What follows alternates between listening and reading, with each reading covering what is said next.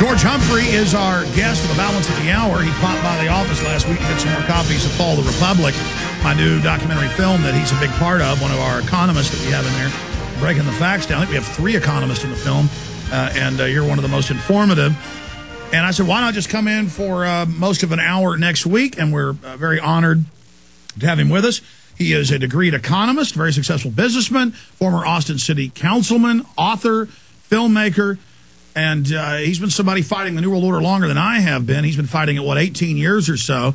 2 years before I got on air, 14 years ago, I'd met George at some functions and events when I was just trying to understand what was happening. So he's been certainly a mentor to me, helping me along, and we've all grown together. George, it's great to have you here. Oh, as always, as I said last week, it's an honor to be here. And you know what? Not only is it an honor, it's fun to be here. It's fun to be at the center of the storm. It's fun to be fighting the good fight. It's fun to be making new friends. It's fun to be talking about the truth. It's fun to be working for a better world and a better America and a better family and a better self. And so thanks a lot for letting me be here. Well, George, it's awesome having you here with us. I want to cover a lot of subjects because you're knowledgeable on them all. And, of course, you've done your own local TV show here as well and done a lot of radio, so you can speak on all these issues. First off, as an economist, can you explain to people how fractional reserve banking works in a nutshell, how more debt is created than physical assets, how this financial engineered system is the key to the globalist power because they control the issuance of currency and credit?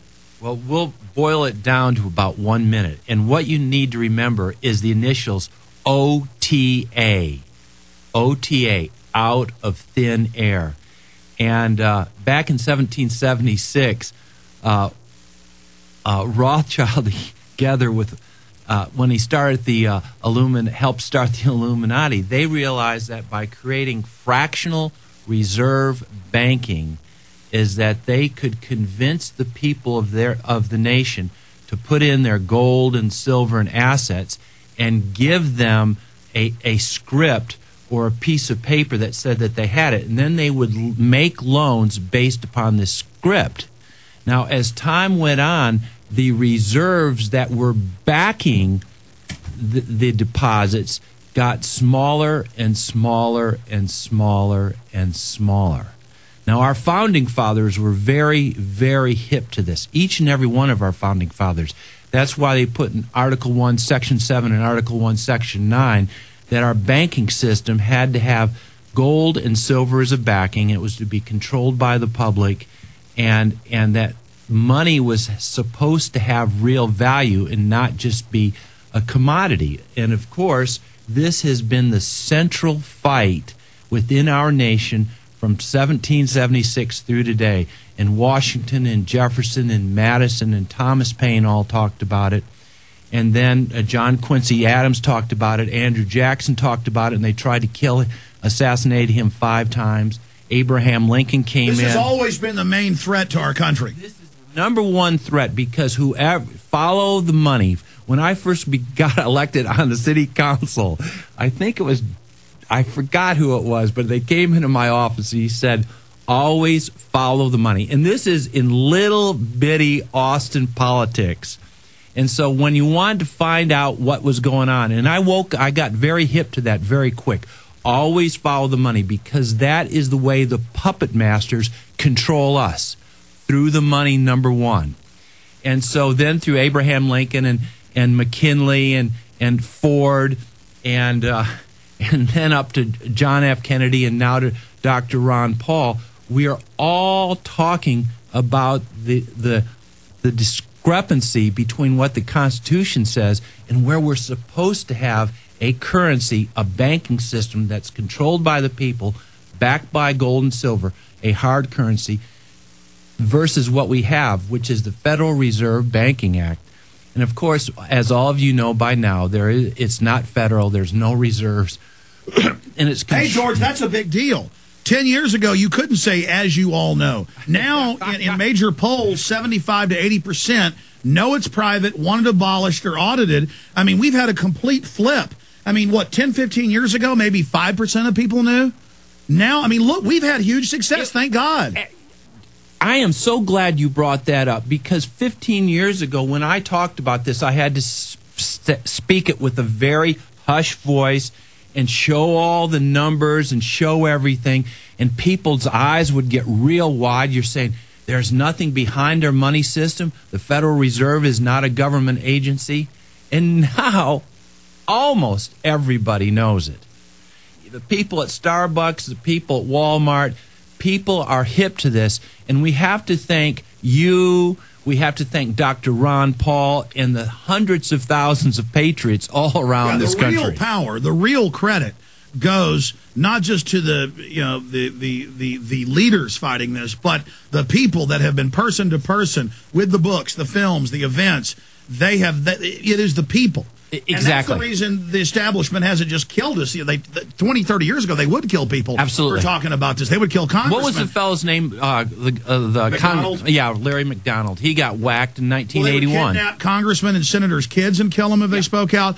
But the point is, now that the idea is out there and that ideas are bulletproof, they're having a big problem. Early on, they knew they could shut it down if they could just get the few people quiet. Right. But now it's too late. Yeah. The cat's Because out of once the bag. it's out of the bag, yeah. Yeah. And so people are getting more aware. And being aware that money is the way of control, and that the Federal Reserve, controlled by whatever you want to call these rascals, whether you want to call them the cabal, the plutocracy, whether you want to call them the Illuminati, the power elite, these people are in separation consciousness. They're in fear, and they're manipulating and controlling. They're the pirates, and there's always been pirates. And we got to get that through our heads. The people who control our banking systems and control our government are one and the same, and they are manipulating and milking this economy for everything that they can.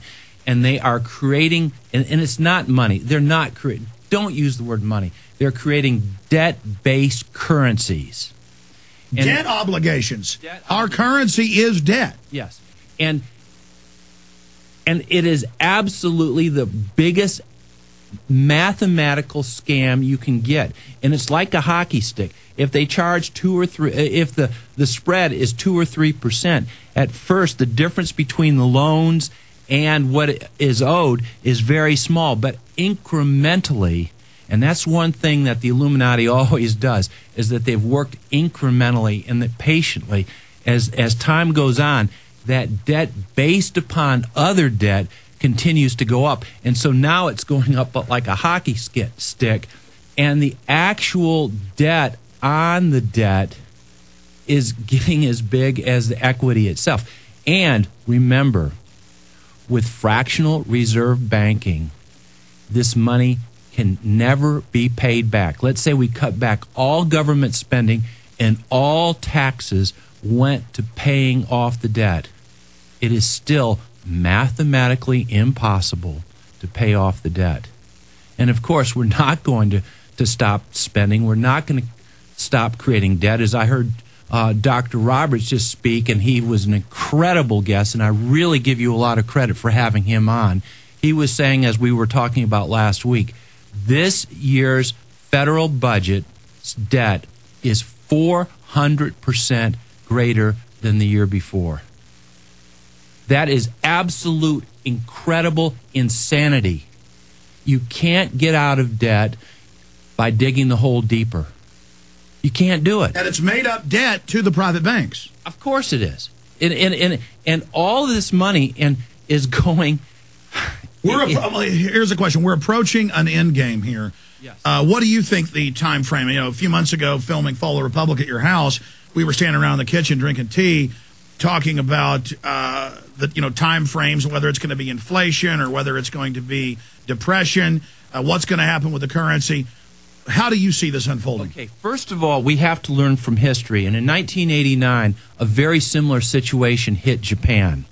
And they had financing vehicles that were very similar to our derivatives. And they crashed. And yet the ruling class of Japan would not flush those out of the system because they were protecting the ruling class.